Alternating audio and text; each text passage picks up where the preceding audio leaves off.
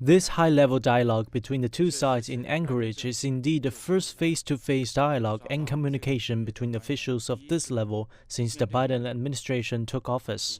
I think both sides attach great importance to it. We have done a lot in preparation in the past few days. Of course, we don't expect to solve all problems in one dialogue, so we don't have anything unrealistic. We hope this can be a beginning, and the two sides will start a process of honest, constructive, and rational dialogue and communication. If this can be achieved, the dialogue will already be successful. In short, I hope that both parties will come with sincerity and live with a better understanding of each other.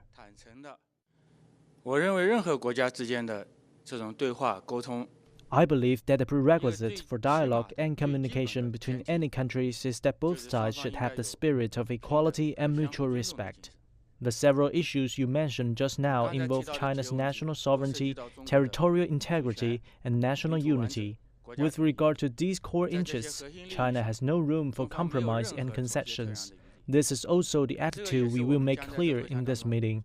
If they think China will compromise and give in under the pressure of other countries, or China wants to pursue the so-called result of this dialogue by accepting any unilateral request, I think they should give up this illusion, as this attitude will only lead the dialogue to a dead end. If someone thinks that China came to snowy Alaska with sincerity this time to make compromise and concession, then I would suggest that my colleagues in Beijing cancel this trip as soon as possible. Why bother to come here? I hope the people with such ideas should give up this illusion. There are always some issues that need to be discussed and communicated between countries. In my opinion, they can talk on the issues that they are concerned. Of course, it is their business if the United States and other countries want to develop their bilateral relations. We just hope that any such bilateral activities will not target on a third country or harm the interests of a third country. Some people may think they meet with other countries to raise their voices before the meeting with the Chinese officials. In fact, this approach is not necessary and not very useful at all. Just like someone who walks at night alone will seem to help increase courage, but it is not of much use. If you have any questions, you should talk to the Chinese side face-to-face directly. And I think that most countries in the world, including some allies of the United States and the U.S. allies in Asia, have several big questions. One is whether the United States can truly play the role of a responsible stakeholder in international affairs.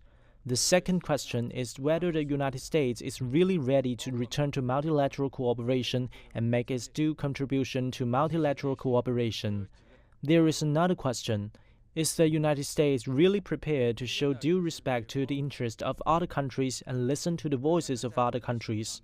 I think these concerns exist in the hearts of most countries in the world, including allies of the United States, but some countries do not speak up. I hope that the United States can understand everyone's concerns. In fact, it is not the first time that the U.S. has harmed Chinese sovereignty and bilateral relations. Our position is very clear. We firmly oppose it and we take necessary countermeasures, and this time is no exception. We will also express our position clearly in this meeting and will not make compromises and concessions on these issues in order to create a so-called atmosphere.